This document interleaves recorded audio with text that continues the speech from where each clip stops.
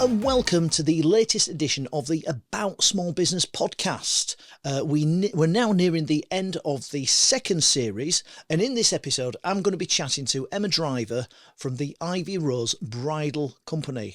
Emma, thank you so much for joining me on the podcast. Thank you for inviting us. Now, yours is quite an interesting story, and I think what grabbed me when we were just initially talking about emails and things like that is how you've come to make your business happen, because you said you've kind of funded everything yourself, and you've mentioned things like eBay and you've mentioned things like Vinted.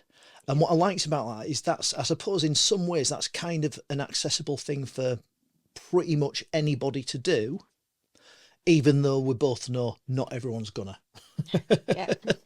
But if we can maybe sort of start a little bit before that, why bridal wear? So for me, myself, in the past, I have worked in the wedding industry. Right. It's a very emotive business. It can be stressful, but it's a very rewarding and special thing to be involved in. Yeah. So it was always something that I wanted to come back to in the future. Okay. But as life and careers go ahead, it kind of takes over and you never find that opportunity to step back into being self-employed and into that sort of business. Yeah. So the idea came around a little bit with my daughter, because back in the day, she was just little. Your daughter's working with you in She's this business, isn't works she? alongside that, yeah. So she was only little when I kind of worked in the wedding industry previously, and we often had conversations with her grown up of, remember this? Can you remember when we went to that wedding fair? Can you remember? Right. You know, they were always kind of involved with which, you know, having a small business, your family does tend to kind of dip their toes in as well along the line. And she was looking for a career change, and I'd always said, "Oh, I wish we had, you know, the wedding business, and I could have worked with that." And we sat one day and had a conversation and said, "Well, why not? You know, seize the day, because unless you take that step and make it happen, it's always going to be your dream." So the seed was planted there. That was back in 2022. Right. And we then sort of discussed it, and I started to think about, how do we do this? Where do we go back into this? Now, at the same time, we were kind of, you know, doing what you do, selling a little bit on eBay, you know, you spare things in your wardrobe. There's a great starting point there, I suppose, for any business, isn't there? That's You've got it. those tools. Uh-huh. Have you got any sort of e-commerce experience previously? None. Right. None at all. No, apart from selling the odd bits of spare clothing that was in the wardrobe. Right. And So just a lot like of trial and error that. through. It was just trial and error. But whilst doing that and selling online through eBay and Vinted, which were two really good tools, I started to notice there was lots of wedding dresses coming up for sale that people had. And I think this was mainly due to COVID. If you're enjoying this content, please do like and subscribe to the channel. Don't forget to hit the notification bell to let you know exactly when another podcast's going to drop. Yes. You know, lots of weddings were cancelled. Yes. Lots of excess shop stock was, you know, floating around. And it was then that the idea around the bridal studio started to kind of, the seed was planted, and we started to look at this and think, you know, what's happening out there? Yeah. Are people buying online? You know, fashion trends are changing. You know, what's going on? Yeah, this is quite interesting because you're talking, COVID's almost been a catalyst for your business, a springboard for it, to set it up. But this is even more fascinating because I suppose there's quite a drastic change in the business landscape, isn't there, for COVID? Absolutely. And you've, rather than like, I think most of us are like, oh my God, you know, this is killing my business. You've taken that and spotted an opportunity. Yeah. It was, and as part of the research for the bridal side of it, we started to speak to designers who are supplying bridal shops all around the country, started to try and understand what the requirements would be for stocks if we were to sign up with those designers. and sort of where the gap would sit, you know, because there is a lot of dresses out there, Yeah. you know, being sold privately and things. So we were kind of you know, sitting and thinking, right, okay, where can we fit in this market? What can we do, Yeah. you know, rather than just opening up as yet another bridal shop? Um, when I had conversations with a lot of the designers, it quickly become apparent to us that their terms were we were buying on a wholesale price, and then they had an expected ticket price. And that markup was phenomenal. So some Right. wedding So you've got dresses, limited control of what you that's actually it. sell So for. you were looking at selling a wedding dress out at anywhere from 1,500 to 2,500, £3,000 with their expected markup on it. So with that, it then made me start to think, actually, is this why more and more people are starting to buy online, starting to buy privately from this excess stock that was Right. around on the likes of these e-commerce platforms? So I turned my research then to the bridal forums, and then it become very apparent people, you know, people who are still getting married, you know, Yeah. they still, people still want to get married. You know, their budgets may be a little tighter. They have to plan Mm. more savvy for that. Um, and they were turning to a lot of cheaper sites like Shein, Amazon, Yeah. for wedding dresses, and they were almost taking a punt on the quality and the style they were getting with the I think dresses. you always do online, don't you? It's That's it, yeah. you sort of look at what the photo looks like, which is amazing, and then what arrives. There's a degree of potluck. That's right. There's a little bit of potluck, but then also in the same respect, they're losing that experience of going into the bridal studio, being that number one person in that moment and in that appointment, you know, having that really Which unique. is really important, and at the risk of sounding a teeny bit sexist, really important to women in particular. Because I was chatting not very recently to a lady who her first business was a nail salon, and we were just discussing that whole salon experience and like the difference between myself as a man going to get my hair cut, for example. I don't get my nails done, believe it or not. But going to get my hair cut, it's a functional process. I want to be in, I want to be out and getting on with whatever else I've done. Whereas for my wife, she does enjoy the whole salon experience and that sort of pampering. And I think that's interesting with you bringing that up with the online. Yes, you can maybe save some money, but you are missing out You're on losing that that, experience. on the experience of what should be something quite special. That's it, yeah. So we brought all of this together and kind of really had to think about it and how we could make ourselves a little bit different and sort of bring us into the market alongside every other bridal, you know, the Yeah, other bridal studios out there. So what we decided to do was look at what our customers were looking for. So they were looking for that experience they're going to get when they're going mm. to a bridal studio, that really good customer service, the really personalised sort of appointments, but wanting those good quality dresses Yeah, with the right price range on them as well. Um, and it quickly become apparent going back to the sort of looking at Vinted and eBay, what was available out there, yeah. and that could happen. So that's where we came from in our initial sort of planting the seed for our business, What's really. striking me straight away is how well researched and well planned this whole process seems to have been. I mean, it's I'm fascinated to know what sort of a person is that the kind of person you've always been, just quite, because you seem quite Yeah, meticulous in a lot of ways. it is. Um, good for an idea, but I always like to make sure that I've kind of looked at different elements to it Yeah. and sort of, you know, different ways we can adapt and change and sort of.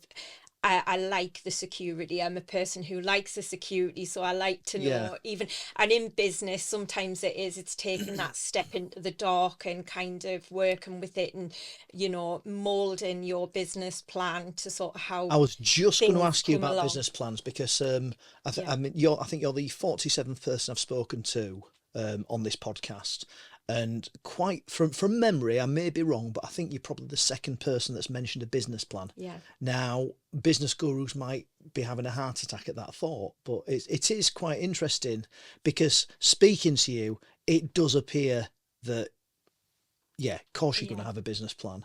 You know, and that's within a very short space of time of meeting you. So, I mean, have you know, even back at school, were you that really sort of studious? Very no. No, I just want to spend my time out in the fields with my horses at school. I didn't do that. You're a horsey It was, person. yeah, Right. later in life. Yeah. Later in life, I think life skills and life lessons teach you a lot, and I think Yeah. you know you can bring them into different elements of your life, and I think I most definitely do. You've got to from a become rich if business. you want to be a horsey person as well, haven't you? Yeah, It's no, not a you're cheap never hobby. rich with horses. Definitely not. It's But no, yeah, I definitely think a lot of it is life skills and lessons learned, Yeah. and being able to reflect on them and bring them sort of into the element of your business. I always find it good as well, in some respects, is to try and not get too emotional with my business, because sometimes you have to take that step back and look and go, that isn't working. Do you That's find not really on that page. difficult though to take the emotion out of it? Sometimes you do, I know because you personally, really I get really I can get very upset if you know about if people aren't taking my business as seriously as what I think. No, definitely. We have that all the time, you know, and there is the frustrations where you think, why isn't our business out there as much as other businesses yet? But you sometimes, for us as well, because we've been so successful so quick, we have to remember that actually some of those businesses have been around for many years. Yeah. You know, where we're only sort of still in our infancy in some respects. Time is a massive factor, isn't it? Just like, you know, that sort of build up and compounding an effect until you do get to a point where just people know who you are, and you have that reputation. You are that go-to person. So time, if you can kind of, I don't know, sort of almost outlast the competition. There's a lot to be said for that.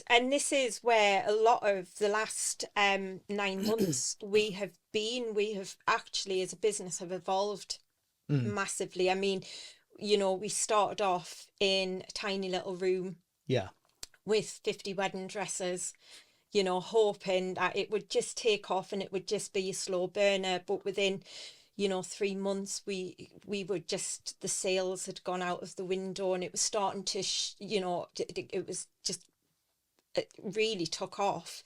And I think in our second month, we sold 10 wedding dresses alone. Wow.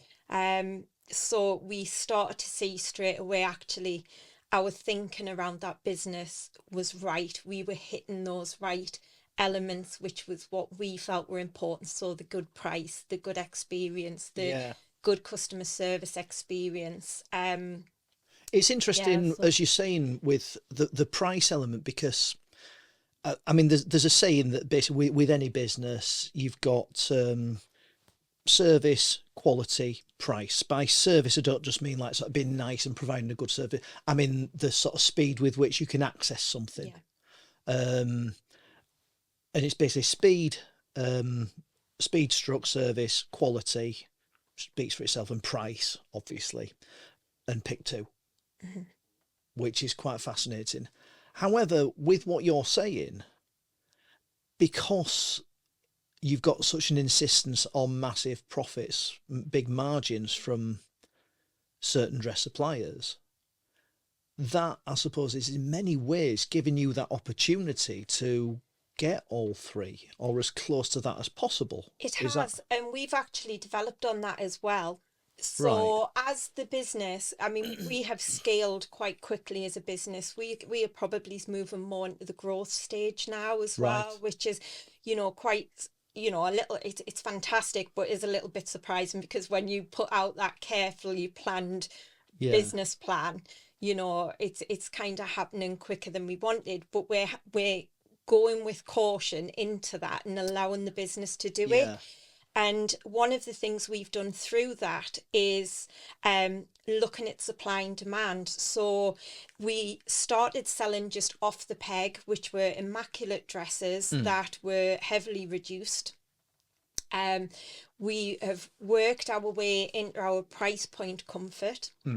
So So now we're kind of working it. All of our gowns are at £799 or less. Right.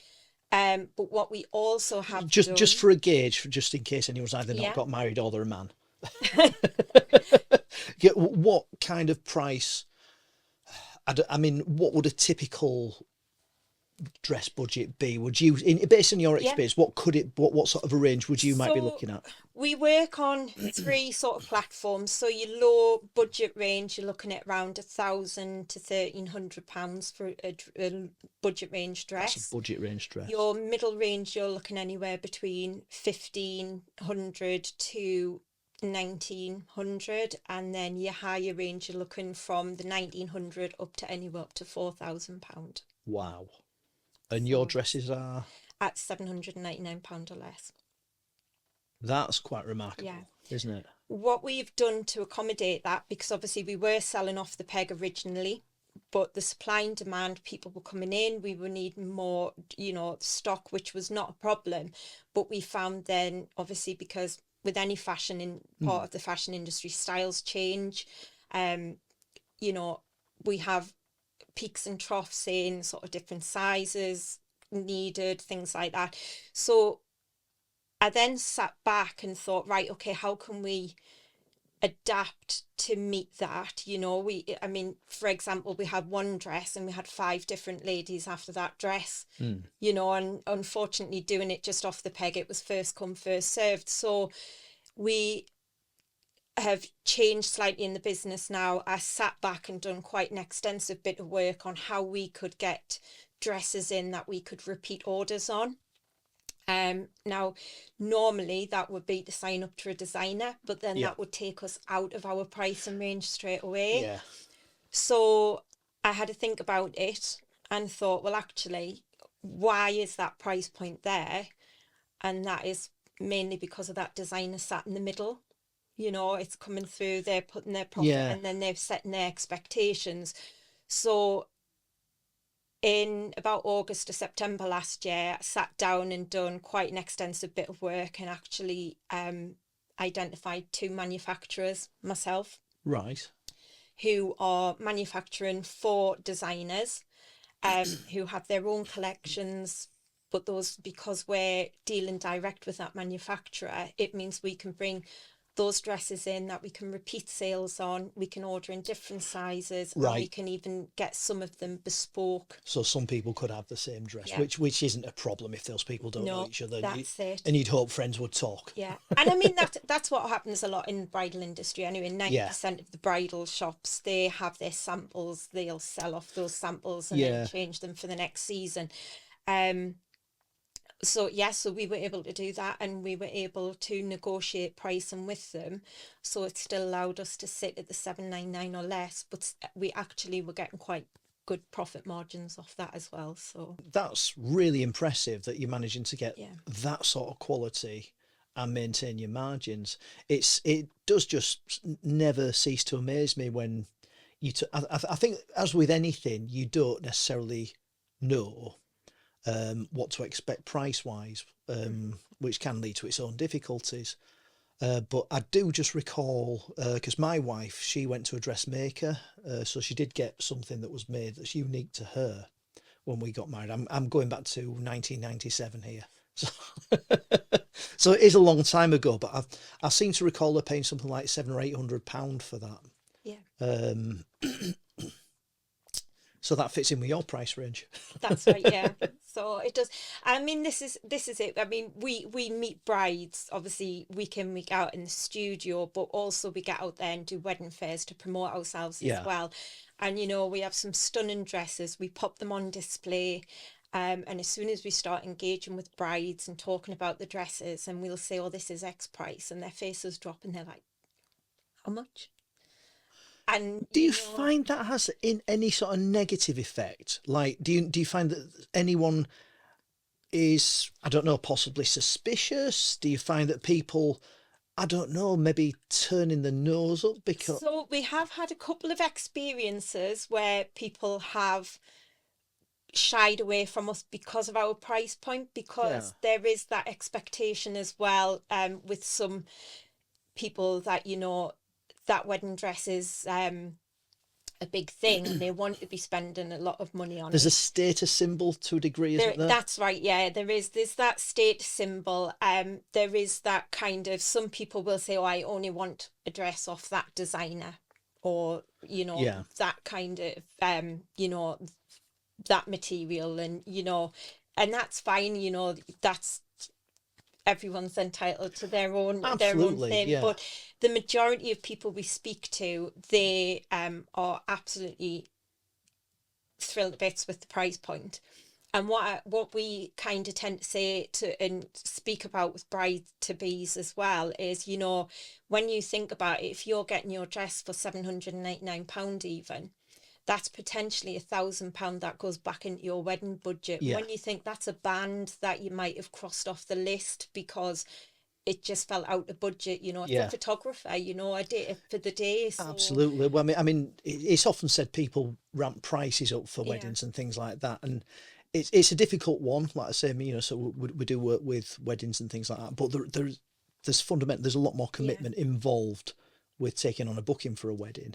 I do find it quite interesting around that sort of price point that you're talking about, and just curiously, because I've often heard that 80/20 rules kind of apply for most areas in terms of quality, and I'm just interested in your thoughts, because mm, clearly you've worked you've been able to sell me yeah, very clearly about those three areas of price points. I'm just curious, because certainly I think, with guitars, obviously, camera can't see, but in this room we've got lots of guitars. The very, very top quality guitars, compared to a normal guitar, you might be paying 80% more for a 20% increase in quality. yeah. Would you say that was a fair rule of thumb to apply to wedding dresses, for example? I don't know. Um, but surprisingly, with wedding dresses, well, you have to be very careful. I have to say that, because there is some manufacturers out there where you can, you know, get an item quite cheap, and it comes in and the quality isn't there. It would be Yeah. cheaper lace or cheap Mm. beading, or beadings glued on, not stitched on. With us, the manufacturers we work, we've researched into that, so the quality of the dresses we're actually bringing in Yeah, are that's an interesting no, answer. I mean, yeah, the they're reason I'm no asking that as lower. well is obviously, like my kids love Primark, Uh-huh. and is it Shein and all these online, where Hmm. they're just getting mountains of material, frankly, and That's that's what it. it feels Yeah. like to me. Whereas for me, I hate shopping, and I'm at the age. I mean, I basically, I'm not one for designer brands as such, but I can tell the quality if I get like a pair of Levi or Boss jeans Hmm. compared to Yeah. a pair of jeans from one of these cheaper shops where you may be paying a tenner. Whether, I don't know if I'm paying maybe sort of £80, or whether do I get 8 pairs of these cheap £10 jeans for the one, but it just means I have to go shopping less. No, that's it. Yeah. But no, fantastic. So, in terms of your journey into the bridal industry, how did that come about? You weren't a big fan of school. You're a big fan of horses. Were you? I mean, I know a number of young girls who have just wanted to take that passion for the horses and try and turn that into a career. Was that something? Yes, that's something I done. Never again. No. No, cold, wet morning, 5 o'clock mornings, and in the winter are not good with, Yeah, that's I'm the up and reality kicking yeah, in. yeah. It's as that young horse girl that you just described. Yeah, you always feel like you have to do, but you quickly realise you Yeah, either love it, or you quickly realise that yeah. no, it's nice just to keep them as pets and not And work with and them. you decided that wasn't for you, That's right. Yeah. right? So was that your first area of So it first was job? it wa- well it was originally, and then I actually went into working in sort of preschool care, but I worked Right. for back in the day they had family centres within social services. Yes. So I kind of started off there and worked through childcare up Hmm. to a preschool manager, and then I had my own family and kind of felt Did you enjoy the? I loved it, absolutely loved it. But kind of felt at that point when I had my own family, I wanted to kind of just concentrate on them. Yeah. So I actually flipped over to work in finance. Right. So Okay. I worked for a bank for a little while and then went into working for a car finance company as the finance manager there. Did you find that experience has kind of helped you Yes, now? Because, yeah, as I that say, I mean, really, you seem quite sharp on uh-huh, your. I mean, I've not sort of drilled you down because, to be fair, no, if I tried to, I think you'd probably tie me up in knots. But you do seem like you know your numbers. yeah, I mean, thinking about Dragon's Den, if I went on, they'd laugh me out of the room. I'm not that kind of person. But you strike me as though you could go on and you'd have the numbers uh-huh. everywhere. Yeah, I think definitely the finance aspect of it, you know, having that experience working within banking and within the sort of car finance industry, Yeah, that really kind of shot, you know, gave me insight into that. And I do to this day still bring elements of that through now into yeah, the business, you know, um and being quite shrewd about the management of the finances with the business, which is kind of, you know, the way we built up to get to where we are yeah. now as well. It is interesting. I mean, I've got a couple of friends who work in the finance industry, and it is they just seem sharp Yeah, around that kind of topic. That like sort of they know meticulously where stuff is, yeah, and if you are, I think it can save you a lot of headache. To be hmm, fair, because like sort of come that return time, I mean, I'm approaching my quarter for my next VAT return. Nothing's organised. Nothing's. It's how I'm in business. I've no idea sometimes, but it's if you can get those sorts of details, that's it. it does make a Yeah, big difference to you. it is, and it's having those insights as well because it allows us the opportunity to be able to kind of drill down into things and go, right, okay, where can we adapt a little bit as a business? So Yeah. for example, when we did start selling quite a bit of stock, what do we do? Do we stick to our model or do we go to the extent of finding Yeah. someone who can supply us with dresses? And then it's looking at that, and it's the negotiating skills with that as well, Mm. because a lot of manufacturers will say, well, we want you to take 20 dresses, and it's having them conversations with them of, well, actually not at this point in time, we want X amount to sample to make sure that these are the quality Yeah. and the price point that are going to work for us. So yeah, it's definitely being able to How do that. hard was that? Like sort of getting first of all getting the conversations Yeah, with because I mean you knew you've not got or when you're starting these conversations you're a new business, you've not got this, well, we can sell this amount for you. To a degree, I suppose they are taking a bit on faith, and I suppose in a lot of ways as well, those numbers, your knowledge is going to make you that bit more trustworthy to that's them. it. Yeah. And I think it's given them the assurances to be able to look at the business and see the volume of sales that we were producing, Yeah, and to be able to say to them and having the confidence to say to them, I can't say I'm going to sell 10 dresses yeah, in the next 6 months. However, this is the volume we're selling. And if the quality's right, the price point's right, we've got the confidence that they will sell. yeah, So it was having those open conversations with the manufacturers yeah, and being able to kind of negotiate with that and instilling some sort of confidence in them, but in the same respect, us having confidence that they're going to deliver to us as well. yeah. So yeah. So you got the supply nailed. So how long did you spend in finance then? So you've got your family, you've got your Yeah, finance so career. I was in finance for around 4 years. And then unfortunately there was redundancies made.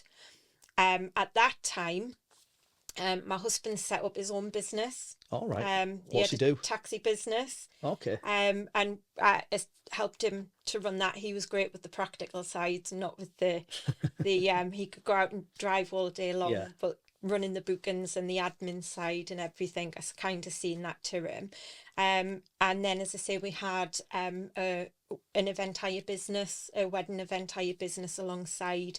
But he passed away suddenly in Oh, sorry. 2009. And it was at that point I had to kind of look and go, I've got a very young family here. Yeah. You know, they need their mum. So we closed the businesses, and I actually took a flip in my career then, and I went into support work Right. and mental health nursing. So I've done a little bit in sort of the NHS and private healthcare, and then worked my way up over the years to working for CQC as an inspector.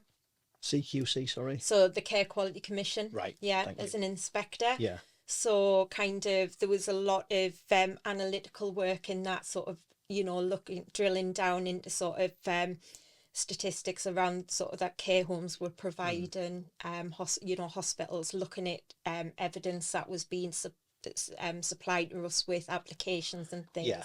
So again, that analytical side, sort of from the Yeah. finance background, kicked in. It's that thing, I think, in business you need transferable skills, don't you? That's it. What we call soft skills that can be frowned upon often by, you know, people that can build houses or fix cars.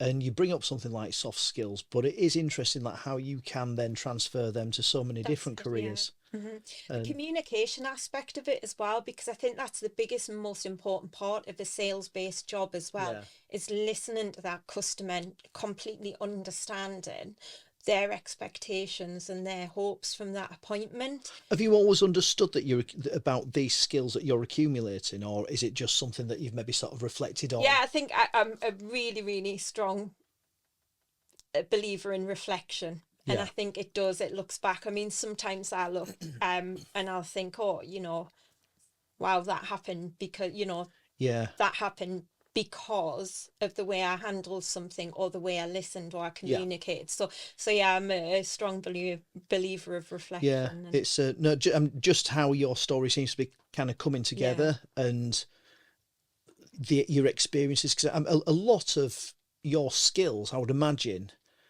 someone could very easily kind of take for granted and not realize actually, yeah, I'm really look, I've got these abilities, or I've developed that from that. And so, you know, it's and I suppose, you know, it's nice to have that self-awareness that you've got that, and that, you know, you can then apply to your business. Yeah.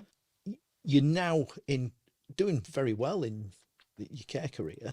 Yeah, we are doing really well in that. That was a tough decision to make because it is a really well paid job, good job security, you know. Yeah. And then it's kind of like, why do you want to flip that on its head and become self-employed? So, you know, but that's a chance, you know, you kind of take it's an educated kind of a move you take. And is this where we are now then? This is we are so we're scaling back sort of the career as the business is starting to move forward. And you've worked with your events company before. What is it about weddings that draws you? It's just such a special thing to be part of. It's stressful. It's a very stressful environment to be in, but it's it's a really, you know, there's so much. Is that something you've always felt about? Is, you know, has weddings always been sort of this magical occasion for, like, even when you were a little girl? Yeah. I've always liked weddings, and they take us back very much to sort of I mean, I'm from a big family, and it was like the one time the whole family would get together, you know, full of good memories. Point. Yeah. But it's kind of not just that. For me, it's kind of looking at what that means to someone else as well, how important and how much of a significant event it is, and actually being part of making that happen for someone. Yeah. You know, that kind of like, just maybe it's not the best thing to say in business, but it's kind of giving back as well. You know, I think that is a good thing to say in business, though, because I mean, it's ultimately that's what makes you sustainable, isn't it? That's it. If people, I think whatever you do for a living, and, you know, like, so whether it's your caring, even your finance profession. I mean, certainly from me in teaching, and I've mentioned this before on the podcast, and it's like, so as regards behaviour with kids. I mean, school children get a really bad rap in the press, and certainly I've taught at a number of schools where behaviour left a lot to be desired. But probably one of the wisest things I've heard was he was a deputy head teacher, and she was just basically giving me a bit of an informal chat, and she says they need to know you care. Mm-hmm. The kids need to know you care. Once they realise that you care about them, that's when things will start coming together for you. And I think if we trade the kids for customers, if they know you care, like if I'm going to use a service and I know that person cares about my problem, because that's what we're about, isn't it? It's about solving issues, solving problems. And if I know that person cares, then I'm inclined to go. And I think to a degree, price becomes slightly less of an issue. But for you, it seems to me you're caring that people are, I don't want to say getting fleeced because I don't think that's appropriate, but No. like paying perhaps more than they can necessarily afford, pay more than they can, more than they should. Yeah, Is that fair? no, Is that a good way of putting absolutely, it? Right. absolutely right. And it is, and this is an element of our business. I mean, there are chains out there that are quick in and out for brides. You Yeah. know, there are a lesser, you know, price and, you know, for lower budgeted brides. Yeah. But they are, I mean, we hear lots of negative experiences where it's kind of like you're in, they choose the dresses, you pick which one of the three you want, and you're out the door, and then there's Yeah. lots of extras added on, so it doesn't work out as cheap. Um, you know, and they're gone, and that aftercare's not there.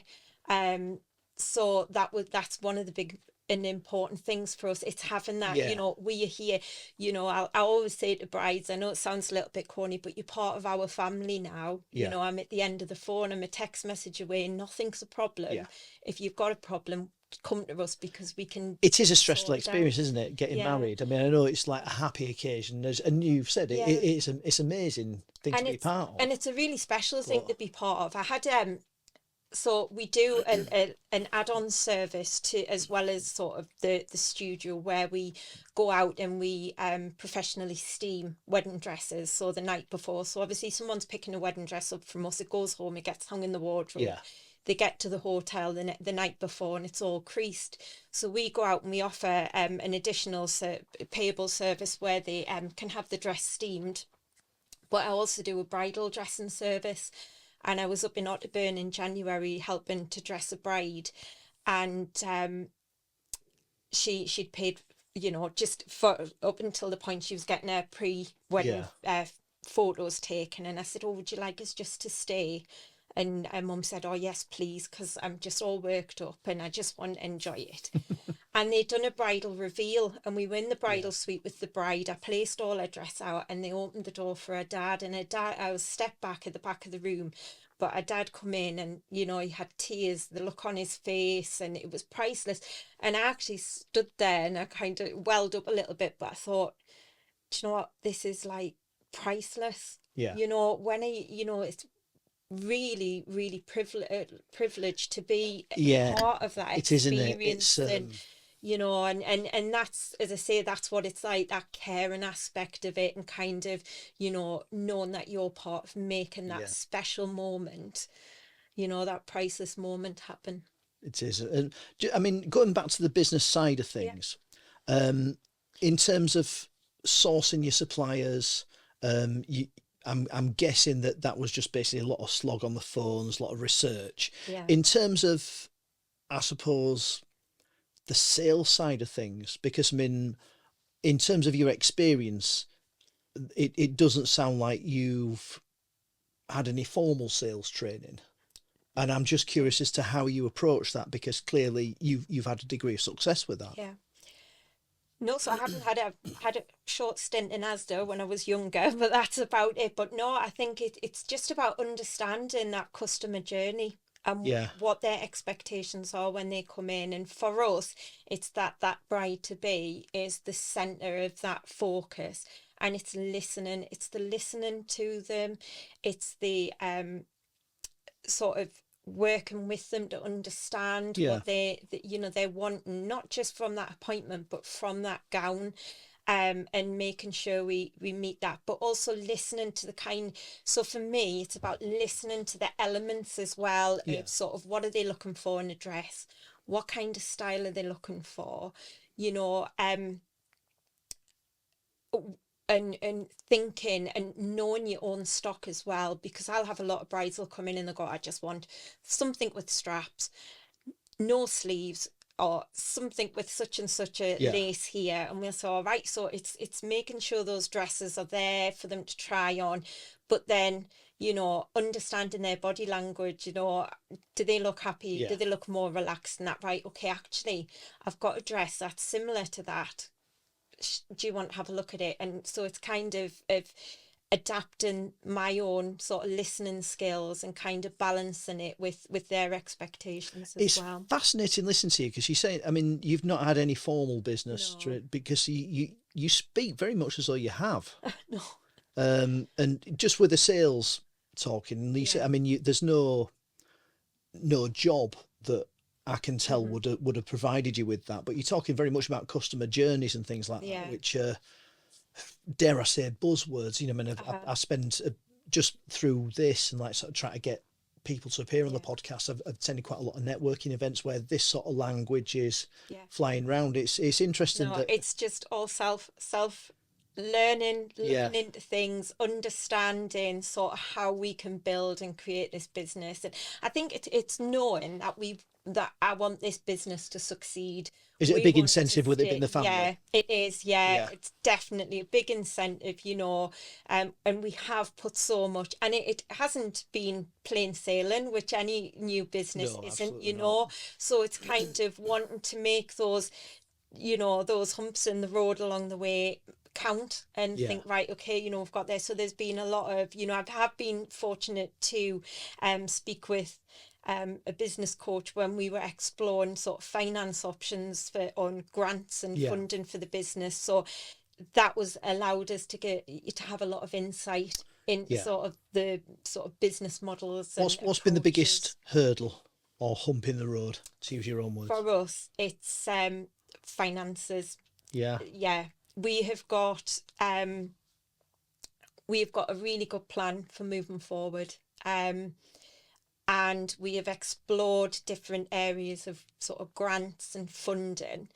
And without taking that leap of actually going into business loans and things, we've found that grants and sort of support in that way is really limited. So yeah. we're having to kind of look at sort of how we adapt and how we sort of move forward as a business safely and sort of securely financially.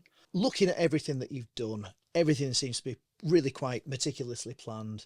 Everything seems to have been well researched, well thought out. I've no doubt whatsoever that you're going to take this business and take it to new heights. So, Emma, thank you so Oh, much. It's thank been an you. You're absolute pleasure welcome. having you.